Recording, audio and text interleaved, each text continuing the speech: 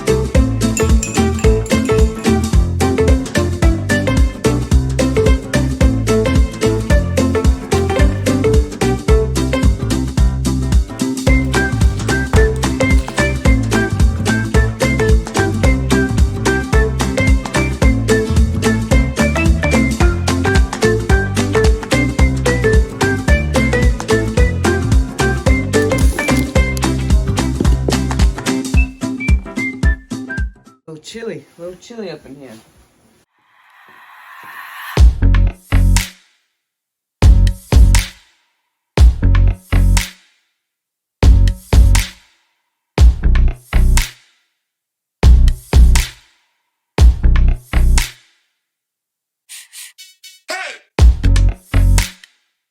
Nothing like a delicious cup of coffee on this Friday morning. Very foggy Friday morning. And of course, it's decaf coffee. Of course, it is. Right now, we are in a 6-day coffee fast right now. Because when we're tapering, you got a coffee fast. Even though it's like, we want that full effect. No caffeine Saturdays tomorrow. You're on that caffeine fast. Last Saturday was the last caffeine day. Then we got 2 full weeks of no caffeine. Then on race day, we get caffeine as it's getting so much closer to race day. Still experiencing some pain. I'm not gonna run today. I might not run tomorrow or the next day. Take 4 full days off because I want to get to that starting line. And overall, I'm staying very inconsistent. I run one day and then I don't run the next day because I have it planned, and also because it hurts too bad to run. So I want to kind of get that groove going where I can run every single day next week leading up to the race. Not some big high miles, but just get adapted to pounding on the pavement to run 26.2 miles on December 12th. I literally can't wait as it is getting closer and closer to race day. I'm just hoping I'm able to get there. But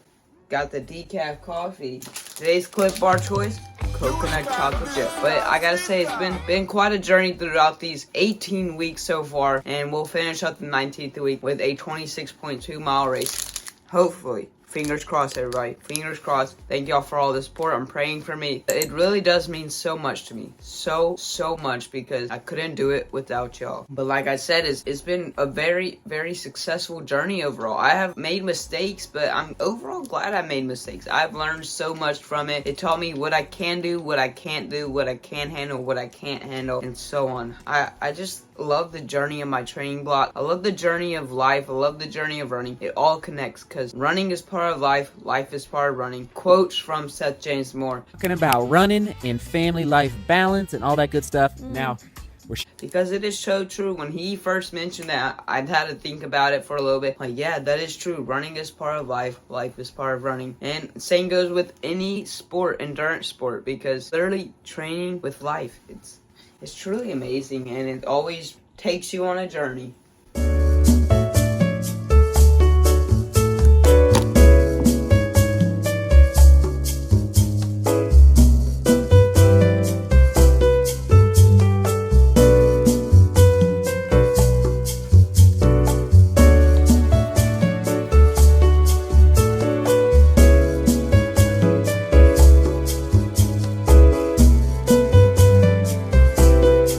What can I say? What can I say? That is crazy, everybody. August 2nd. That is so long ago. Like 5 months ago. 4 months.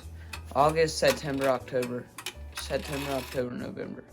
Yeah, 4 months ago. 4 months. I don't even know. 7:35 pace for the first run. Wow. And I can't believe I have lost so much fitness from my injury, but over time I gained fitness because I was consistent for so very long. I can't believe it. It is one crazy adventure, might I say. Just kept on building and building and building, and then November hit and disaster arrived. And will I be able to reach the starting line after such hard work and effort going into the training block? Like, I don't know.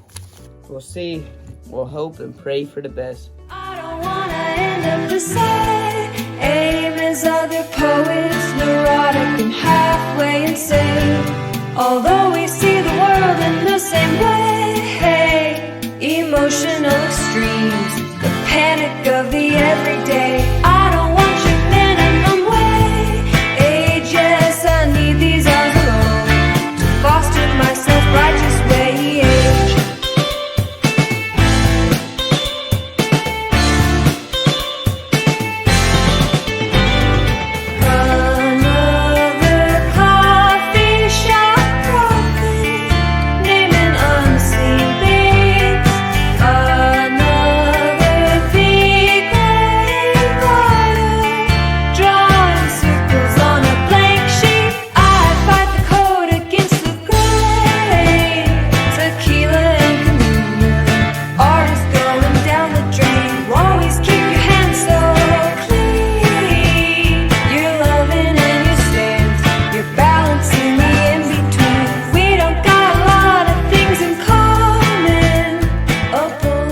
What can you say? That is one crazy adventure. I literally remember starting my first day of my training block, literally on August 2nd. I can't believe it's been that long. I remember being technically 25 weeks out, but changed it into be 19 weeks out. Like, I don't even know. Like, that's crazy that it's almost go time. That is crazy. I don't even know how time goes by that fast.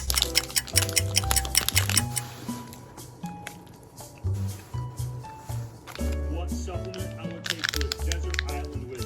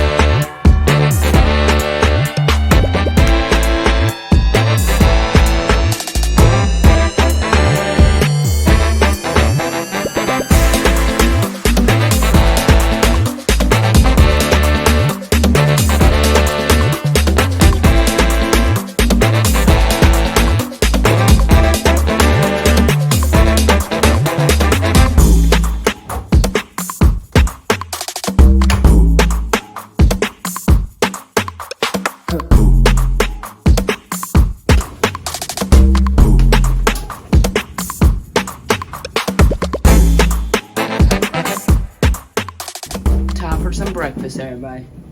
Oh. Shake, shake, rock and roll. Shake, shake, rock and roll. Shake, shake, rock and roll. Shake, shake, rock and roll. Everybody on the dance floor. Everybody, the protein waffles are all cooked up, and they look absolutely amazing. We got a side of jam and peanut butter with some whipped cream. I am starting to really love this jam and peanut butter mixture, especially when I top it on my waffles. Of course, you gotta top it with whipped cream and syrup. Like, it is so good. I'm gonna dive into this, and then we're gonna dive deep into my training analysis. But like, take a look at that delicious waffle. Had such an issue making my waffles because the waffle maker blew up on me, so I had to go with a different waffle maker, which doesn't make my waffles as good. But it's alright, at least I'm still having some waffles. And some delicious jam and peanut butter. Oh yeah. Right on, everybody. So good.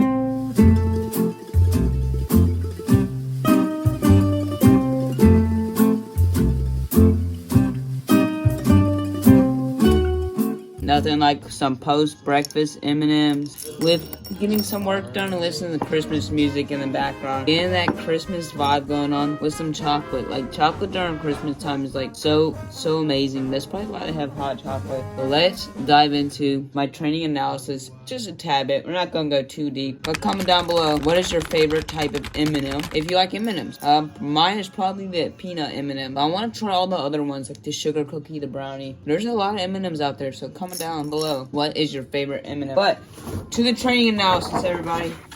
So everybody, might I say, it has overall been a journey that I'm glad I took on for this marathon training block. It has been one heck of a road that has taught me so much. I have overall gained so much from myself, not just fitness-wise, but learning material to apply in my future, especially in the training blocks and with the sport of running to continue my path, continue my journey in the sport of running. Yes, I learned. I learned more than gaining fitness. Like, I feel like I learned so much in this journey. This running path has took me on. This marathon block literally has took me on. I don't even know. Like, I'm so glad in the month of July I decided to take some time off and reflect on my past training blocks to learn on that, to create another training block to go into a marathon training block in August 2nd to finally start. As y'all saw, my first run. Nothing fast for what I end up running in. I overall thought that run was pretty hard. I'm like, I have 19 weeks to gain a lot more fitness and hopefully never have fatigued legs. And I was going on such an amazing path, amazing growth, as I slowly built up from originally doing 30 miles a week all the way up 80 miles a week of running. First of all, I said I was only going to run 60 miles a week. That did not work out. 60 miles was never enough. I never felt tired enough, and you kind of want to be tired in your training block of the marathon. So 60 miles just did not cut it for me, so I ended up going out for 3 more weeks, I think, around, and reached around 80 miles a week. But I'm walking after my runs. I'm doing runs and walks, and not even really walk. They're like 13 to 14 minute per mile pace walks after my run for about a mile, 2 miles, which overall reached me a 97 mile week for my peak of the peak volume. But before that, 3 weeks before, I reached the peak of my volume before taking a down week of about, let's see what this was. On week 10, reaching 90 miles a week, and I took a down week. Week was probably the hardest week I've done in the previous 9 weeks. And I'm like, well, it's officially time for a downtime, and I was going to take a down week anyways. And so I ended up running about 50 miles for the week and 65 with running and walk. And like, everything is going well, and I really thought everything was going really well, and I was very happy for how my training went. So after taking my down week, I had so much plans for my future with about 8 weeks left to go before my race. And so I reached the peak of my volume 2 weeks after that of a 20-mile long run. And that 20-mile long run, I felt like I gained so much fitness. I was at a perfect area, but way too perfect of an area for being about 5 weeks out from the race. And that's when I noticed about a week later that I had peaked too soon. That 20-mile long run is when I should have raced. I should have raced that 26.2 miles, because after that 20-mile long run, I said to myself, wow, I wish the marathon was today. Like, you do not want that in your marathon training block being 5 weeks out from the race. That means you're ready to rock and roll, you're ready to race. Like, your legs should overall still be pretty heavy 5 weeks out. But it turns out for me, I was ready to race. I ran 20-mile long run at 6:45 pace, and my goal marathon time is 7:15 pace. So I ran 30 seconds faster for 20 miles, and if I wanted to run a marathon, I had 6.2 miles left to go. And I could have possibly got a sub 3 hour marathon. And I wish the race was that week. And it turns out it wasn't. So that means I had 5 more weeks left to go, and it was a disaster because a week later developed an injury which led into another injury, and I've not been consistent or training or running whatsoever. And do I really think I could run a 20-mile long run at that pace more, much less a marathon? Probably not. Will I even reach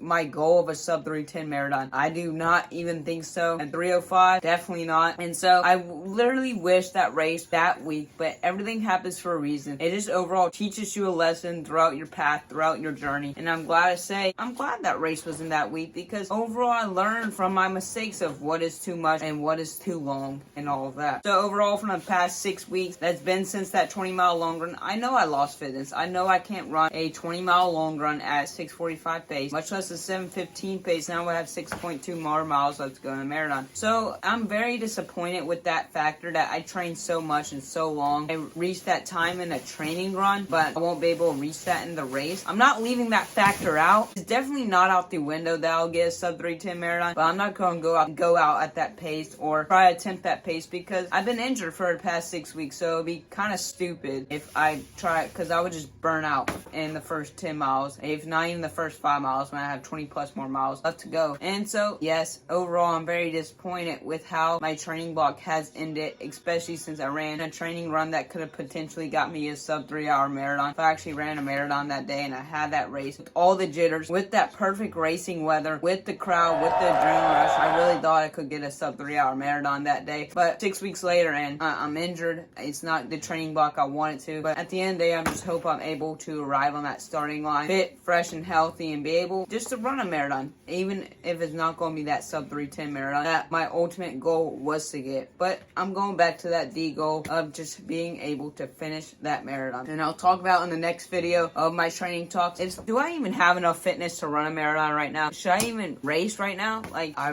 don't know. Should I? But let's get you the question and the comment of the day. Question of the day is going to be a little bit of an off-season type of question of the day, because we're going to go in off-season after this marathon and for the rest of the year. So, because I really need it. I mean, I really do. I'm like really getting injured over and over again. So I just really need to take some downtime. But question of the day, what is your favorite activity to do during your off time? Your break of running, your break of training. What is your favorite thing to do? Mine is probably just to sit down, relax, not worry about anything. Literally, I don't have to worry about waking up early in the morning. Do a core routine that I literally despise. I hate doing any sort of strength work. I just don't know why. I just don't like it. It's not fun at all. I like the actual training of the running and the biking and all that, but I won't have to worry about that. I don't have to worry about, oh my god, I need to get this run done. I need to run at this pace. All that stress goes with eating at a certain time, eating certain foods to not hurt my stomach during my runs. It's just a lot of stress. So just taking a mental side break from the sport of running is probably one of my favorite things to do in my off time, off season.